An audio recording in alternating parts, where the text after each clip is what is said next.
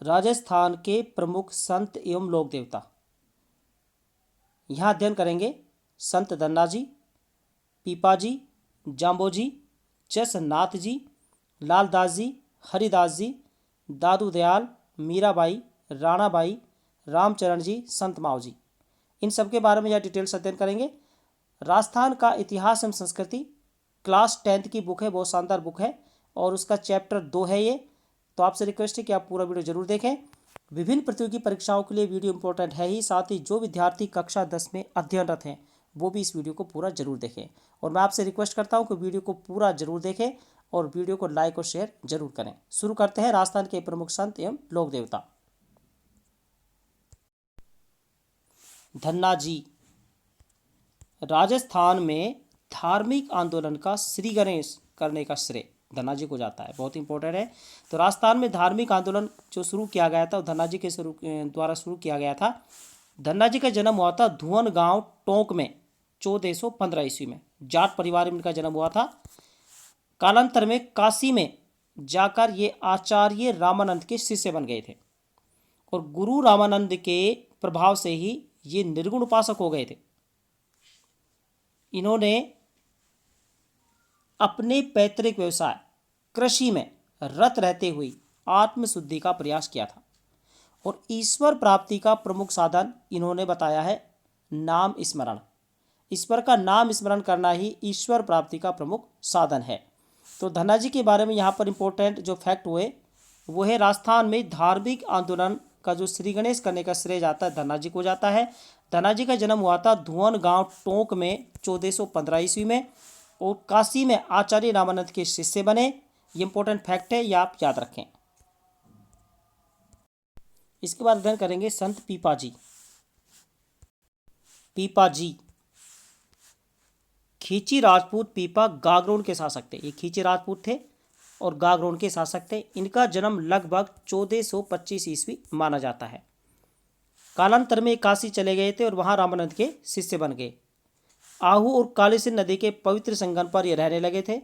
समदड़ी गांव बाड़मेर में इनका भव्य मंदिर है, ये भी अच्छा टॉपिक है। समदड़ी में चैत्र शुक्ल पूर्णिमा को दर्जी समाज का विशाल समागम आयोजित होता है। समदड़ी बाड़मेर में चैत्र शुक्ल पूर्णिमा को दर्जी समाज का विशाल समागम आयोजित किया जाता है। 17वीं शताब्दी के एक हस्तलिखित ग्रंथ में पीपा द्वारा रचित एक चितावनी नामक ग्रंथ भी प्राप्त हुआ है। 17वीं शताब्दी का एक ग्रंथ है हस्तलिखित ग्रंथ, उसमें पीपा द्वारा रचित एक चितावनी नामक ग्रंथ भी प्राप्त होता है। पीपा जी ने मूर्ति पूजा का विरोध किया था और ईश्वर उपासना पर जोर दिया था। जाम्बोजी विश्नोई संप्रदाय के प्रवर्तक जाम्बोजी का जन्म 1451 ईस्वी में भाद्रपद कृष्ण अष्टमी को पीपासर नागौर पंवार वंशी राजपूत लोहट जी तथा हासा देवी के घर हुआ था। यानी कि पिताजी का नाम था लोहट जी और माता का नाम था हासा देवी। पंवार वंशीय थे। उनका जन्म हुआ था 1451 ईस्वी में भाद्रपद कृष्ण अष्टमी को और इन्हें बिश्नोई संप्रदाय का प्रवर्तक माना जाता है। 1483 ईस्वी में इन्होंने घर त्याग दिया था और ये समराथल बीकानेर चले गए थे। 1483 ईस्वी में घर त्याग कर समराथल बीकानेर चले गए। 1485 ईस्वी में समराथल बीकानेर में ही इन्होंने बिश्नोई संप्रदाय का प्रवर्तन किया था। 1485 में समराथल बीकानेर में इन्होंने बिश्नोई संप्रदाय का प्रवर्तन किया। अनुयायियों को 29 सिद्धांतों का पालन करने का आदेश दिया। इनके जो सिद्धांत थे 29 है। पर्यावरण के प्रति लगाव के कारण जाम्बोजी को पर्यावरण वैज्ञानिक भी कहा जाता है, ये भी ध्यान रखें। पर्यावरण वैज्ञानिक किस संत को कहा जाता है? जाम्बोजी को कहा जाता है, क्योंकि पर्यावरण के प्रति इनको लगाव था। इनके द्वारा लिखे गए प्रमुख ग्रंथ हैं जंब संहिता, जंब सागर शब्दावली, विश्नोई धर्म प्रकाश। 1536 ईस्वी में इन्होंने शरीर त्याग दिया था तथा तालवा गांव में इन्होंने समाधि ले ली थी और यह स्थान मुकाम कहलाता है। तालवा गांव में जो समाधि ली वो स्थान मुकाम कहलाता है। यहाँ पर वर्ष में 2 बार मेला लगता है, ये आपको ध्यान रखना, फागुन और आश्विन की अमावस्या को। तो यहाँ पर कौन कौन से इंपॉर्टेंट टॉपिक हुए देखिए। जाम्बोजी का जन्म हुआ था 1451 ईस्वी में भाद्रपद कृष्ण अष्टमी को। इन्होंने विष्णु संप्रदाय का प्रवर्तन किया था 1485 85 ईस्वी में समराथल बीकानेर में। 1483 ईस्वी में इन्होंने घर त्याग दिया था और समराथल बीकानेर चले गए थे। 29 सिद्धांतों का पालन करने का इन्होंने आदेश दिया था और इनको पर्यावरण वैज्ञानिक भी कहा जाता है। इनके द्वारा जो लिखित प्रमुख ग्रंथ है जम्ब संहिता, जम्ब सागर शब्दावली, विष्णु धर्म प्रकाश है। और तालवा गांव में इन्होंने समाधि ली। ये स्थान मुकाम कहलाता है जहां पर 2 बार मेला लगता है, फागुन और आश्विन की अमावस्या को। जसनाथ जी, जसनाती संप्रदाय के प्रवर्तक जसनाथ जी का जन्म 1482 ईस्वी में कतरियासर बीकानेर में हुआ था। इन्होंने जसनाती संप्रदाय का प्रवर्तन किया था और इनका जन्म हुआ था 1482 ईस्वी में कतरियासर बीकानेर में। इन्हें हमीरजी जानी जाट और रूपादे का पोष्य पुत्र माना जाता है। गोरख मालिया बीकानेर में 12 वर्ष तक इन्होंने कठोर तपस्या की। लोहो पांगल तांत्रिक का घमंड इन्होंने चकनाचूर किया था। राव लूणकरण को बीकानेर का राजपद पाने का वरदान भी इन्होंने दिया था। ये भी अच्छा है। राव लूणकरण को बीकानेर का राजपद पाने का अधिकार या वरदान इन्होंने दिया था। दिल्ली सुल्तान सिकंदर लोदी ने इन्हें कतरियासर के पास भूमि दी थी। ये भी याद रखिए, दिल्ली सुल्तान सिकंदर लोदी ने जसनाथ जी को कतरियासर बीकानेर के पास भूमि दी थी। 1500 ईस्वी में जसनाथ जी तथा जाम्बो जी का परस्पर मिलन हुआ था। याद रखने वाली बात है, 1500 ईस्वी में जसनाथ जी और संत जाम्बो जी का परस्पर मिलन हुआ था। 1506 ईस्वी में 24 वर्ष की अल्पायु में कतरियासर में इन्होंने जीवित समाधि ली थी। ये भी याद रखिए, जीवित समाधि जसनाथ जी ने ली थी 24 वर्ष की अल्पायु में ही 1506 ईस्वी में कतरियासर बीकानेर में। जसनाथ जी के उपदेश सिंभुदड़ा व कोंडा नामक ग्रंथों में संग्रहित है। 2 ग्रंथ है, सिंभुदड़ा और कोंडा। इन ग्रंथों में इनके उपदेश संग्रहित है। कतरियासर की जसनाथ की तपोभूमि कर्मस्थली है। कतरियासर जो बीकानेर है वही जसनाथ जी की तपोभूमि है, वही कर्मस्थली है। वर्ष में 3 बार यहाँ पर विशाल मेले लगते हैं, आश्विन शुक्ल सप्तमी, माघ शुक्ल सप्तमी और चैत्र शुक्ल सप्तमी को। ये भी आपको याद रखना है।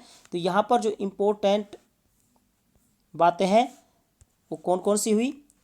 जसनाती संप्रदाय का प्रवर्तक इनको माना जाता है। इनका जन्म हुआ था 1482 ईस्वी में कतरियासर बीकानेर में। इन्हें हमीरजी जानी जाट और रूपांदे का पोष्य पुत्र माना जाता है। इन्होंने गोरख मालिया बीकानेर में 12 वर्ष तक कठोर तपस्या की थी और लोहो पांगल नामक एक तांत्रिक का इन्होंने घमंड चकनाचूर किया था।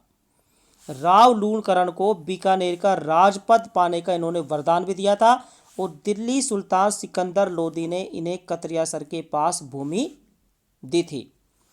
1500 ईस्वी में जसनाथ जी और जाम्बो जी का परस्पर मिलन हुआ था। 1506 ईस्वी में 24 वर्ष की अल्पायु में इन्होंने कतरियासर में जीवित समाधि ले ली थी। इनके द्वारा जो उपदेश है वो सिंभुदड़ा और कोंडा नामक ग्रंथों में संग्रहित है। 3 बार विशाल मेले लगते हैं कतरियासर में, आश्विन शुक्ल सप्तमी, माघ शुक्ल सप्तमी और चैत्र शुक्ल सप्तमी को।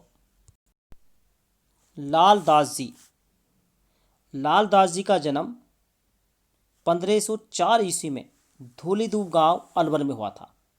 लालदास जी ने लालदासी संप्रदाय का प्रवर्तन किया था। इनको लालदासी संप्रदाय का प्रवर्तक माना जाता है और इनका जन्म हुआ था मेवात प्रदेश अलवर के धूलीदूब गांव में श्रावण कृष्ण पंचमी को 1504 ईस्वी में। इनके पिता का नाम चांदमल तथा माता का नाम समदा था। तिजारा के फकीर गदन चिश्ती से इन्होंने दीक्षा ली थी। बांदुरी ग्राम में सिंगशिला पहाड़ पर एक कुटिया बना कर ये रहने लगे थे। मेवात क्षेत्र में फैली धार्मिक और सामाजिक कुरीतियों को दूर करने हेतु लालदास जी ने नैतिक शुद्धता पर बल दिया था। मेवात क्षेत्र में जो धार्मिक और सामाजिक कुरीतियाँ फैली हुई थी उनको दूर करने हेतु लालदास जी ने नैतिक शुद्धता पर बल दिया था। लालदास की चेतावनियाँ इनका मुख्य काव्य ग्रंथ है। इनके द्वारा जो लिखित मुख्य काव्य ग्रंथ है वह है लालदास की चेतावनियाँ। इनका निधन हुआ था 1648 ईस्वी में नगला में। 108 वर्ष की उम्र थी उस समय।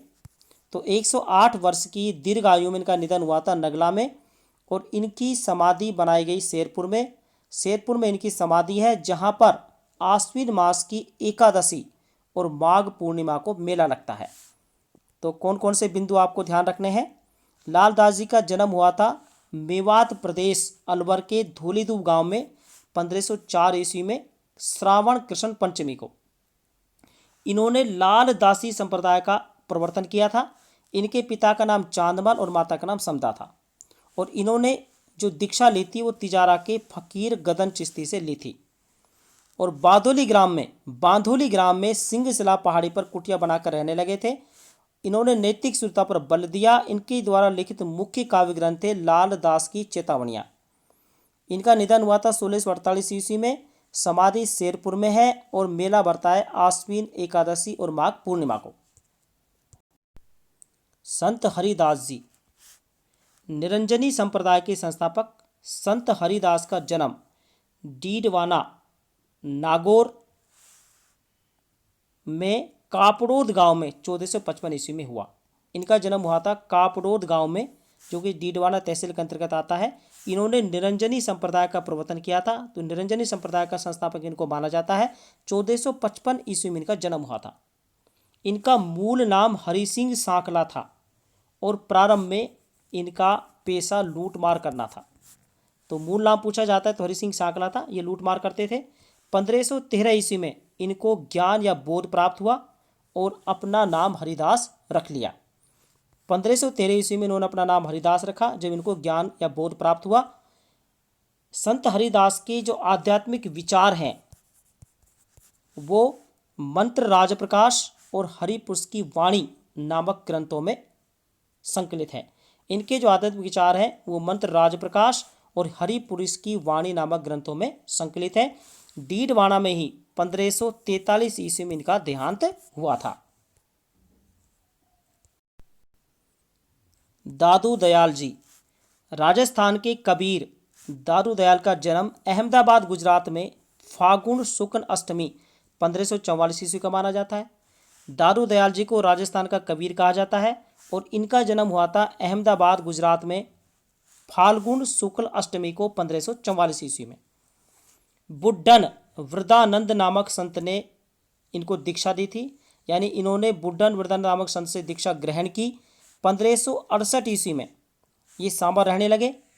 1575 ईस्वी में दादू अपने 25 शिष्यों के साथ आमेर चले आए। 14 वर्षों तक वो आमेर में ही रहे। तो 1575 ईस्वी में 25 शिष्यों के साथ दादू दयाल जी आमेर आ गए थे और 14 वर्षों तक उन्होंने आमेर में ही निवास किया। 1585 ईस्वी में मुगल सम्राट अकबर से भेंट करने हेतु फतेहपुर सीकरी की यात्रा भी इन्होंने की थी। तो 1585 ईस्वी में इन्होंने मुगल सम्राट अकबर से भेंट करने हेतु फतेहपुर सीकरी की यात्रा भी की। ज्येष्ठ कृष्ण अष्टमी 1603 ईस्वी को ग्राम नारायणा में इन्होंने अपना शरीर त्यागा। इनका जो पार्थिव शरीर है ये भेसनाकी पहाड़ी के नीचे दादू खोल नामक स्थान पर रखा गया। इनका जो पार्थिव शरीर है ये रखा गया था भेसना की पहाड़ी के नीचे दादू खोल नामक स्थान पर। इनके जो विचार और उपदेश हैं वो दादू जी की वाणी एवं दादूरा दोहा नामक ग्रंथों में संग्रहित है। इनके प्रसिद्ध शिष्य थे गरीबदास जी, मिस्किन दास जी, सुंदरदास जी, बखना जी, रज्जब जी और माधोदास जी। मीराबाई का जन्म 1498 ईस्वी में हुआ था कुड़की गांव पाली में मेड़ता के राठौड़ राव दूदा के पुत्र रतन सिंह के घर पर। तो मेड़ता के राठौड़ राव दूदा के पुत्र रतन सिंह के घर 1498 ईस्वी में कुड़की गांव पाली में इनका जन्म हुआ था। 1516 ईस्वी में मीराबाई का विवाह भोजराज के साथ हुआ। भोजराज ये राणा सांगा के बड़े पुत्र थे। मीरा अपने अंतिम समय में गुजरात में द्वारका के डाकोर स्थित रणछोड़ मंदिर में चली गई थी। मीरा का जो समय है पूरा गुजरा और अपने अंतिम समय में गुजरात में द्वारका के डाकोर स्थित रणछोड़ मंदिर में चली गई थी और रणछोड़ मंदिर में ही 1547 ईस्वी में गिरधर गोपाल में विलीन हो गई। मीरा की भक्ति की बात करें तो कांता भाव की भक्ति रही है इनकी और मीरा जी की पदावलियाँ बहुत ही प्रसिद्ध हैं। तो यहाँ पर जो इम्पोर्टेंट बिंदु है वो है मीरा जी का जन्म 1498 ईस्वी में हुआ था कुड़की गांव पाली में और 1516 ईस्वी में भोजराज जी के साथ इनका विवाह हुआ। अंतिम समय में ये द्वारका चली गई थी डाकोर स्थित रणछोड़ मंदिर में, वहीं 1547 ईस्वी में गिरधर गोपाल में विलीन हो गई और इनकी भक्ति कांता भाव की रही है और मीरा जी की पदावलियाँ प्रसिद्ध है। संत राणाबाई, संत राणाबाई का जो जन्म है ये कब हुआ था? संत राणाबाई राजस्थान की दूसरी मीरा इनको कहा जाता है और इनका जन्म हुआ था मारवाड़ के हरनावा गांव में वैशाख शुक्ल तृतीया को 1504 ईस्वी में। इनके पिता का नाम रामगोपाल और माता का नाम गंगाबाई था। पारड़ी के संत चतुरदास की शिष्या राणाबाई एक कृष्ण भक्त थी। 66 वर्ष की उम्र में हरनावा गांव में फागुन शुक्ल त्रयोदशी को 1570 ईस्वी में इन्होंने जीवी समाधि ली और हरनावा गांव में ही मेला भरता है प्रतिवर्ष भाद्र शुक्ल त्रयोदशी को। तो इम्पोर्टेंट बिंदु जो याद करने लायक है वो है संत राणाबाई, इनको कहा जाता है राजस्थान की दूसरी मीरा और इनका जन्म हुआ था 1504 ईस्वी में मारवाड़ में हरनावा गांव में वैशाख शुक्ल तृतीया को। ठीक है, पिता का नाम रामगोपाल, माता का नाम गंगाबाई था और ये संत चतुरदास की शिष्या थी। 66 वर्ष की उम्र में इन्होंने 1570 ईस्वी में जीवित समाधि ली थी। कहाँ पर? हरनावा गांव में फागुन शुक्ल त्रयोदशी को और यहीं पर मेला भरता है, वो आपको याद रखना है भाद्रपद शुक्ल त्रयोदशी को। संत मावजी, संत मावजी का जन्म 1714 ईस्वी में साबली गांव में हुआ था। इन्होंने निष्कलंक संप्रदाय की स्थापना की थी। इनको ज्ञान प्राप्त हुआ था 1784 ईस्वी में माघ शुक्ल एकादशी को और उसी दिन वहाँ पर मावजी ने वेनेश्वर नामक धाम की स्थापना की। 1784 ईस्वी में जब इनको माघ शुक्ल एकादशी को ज्ञान प्राप्त हुआ उसी दिन उन्होंने मावजी ने वेनेश्वर नामक धाम की स्थापना की थी। धौलागढ़ में 5 बड़े ग्रंथों की इन्होंने रचना की और इनके छंदों की संख्या लगभग 72,96,000 बताई गई है। वाद विवाद की शैली में लिखे ये ग्रंथ चोपड़ा कहलाते हैं और ये जो चोपड़ा है ये चोपड़ा केवल दिवाली के दिन ही बाहर निकाले जाते हैं। मावजी के अनुयायी इन्हें विष्णु का अवतार कल की अवतार मानते हैं। मंदिर इनका सांबला में है। डूंगरपुर जिले में अनुयायी इनकी बड़ी संख्या में है, ये भी आपको याद रखना है। संत मावजी के जो अनुयायी है वो सबसे ज़्यादा डूंगरपुर जिले में है और इनका मंदिर सांबला में बना हुआ है। वेनेश्वर धाम पर जो कि सोम, जाखम और माही नदियों का त्रिवेणी संगम है, वहाँ पर माघ शुक्ल पूर्णिमा को मेला लगता है। तो इम्पोर्टेंट बिंदु जो आपको याद रखने हैं वो हुए संत मावजी का जन्म 1714 ईस्वी में होता साबली गांव में। इन्होंने निष्कलंक संप्रदाय की स्थापना की।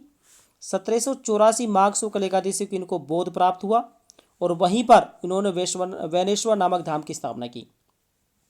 इन्होंने धौलागढ़ में 5 बड़े ग्रंथों की रचना की जिनकी छंदों की संख्या लगभग 72,96,000 बताई गई है। वाद विवाद की शैली की में लिखे ये ग्रंथ चोपड़ा कहलाते हैं और ये केवल दिवाली के दिन ही बाहर निकाले जाते हैं। मावजी के अनुयायी इन्हें विष्णु का अवतार कल की अवतार मानते हैं और इनका मंदिर ये सांबला में है।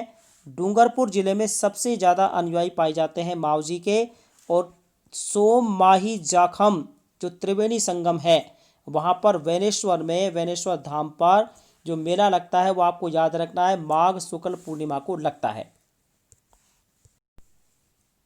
रामचरण जी, जयपुर राज्य के अंतर्गत सोडा गांव में माघ शुक्ल चतुर्दशी 1719 ईस्वी को वैश्य कुल में बखत राम और देवजी के यहाँ रामचरण का मूल नाम था, वहाँ इनका जन्म हुआ था।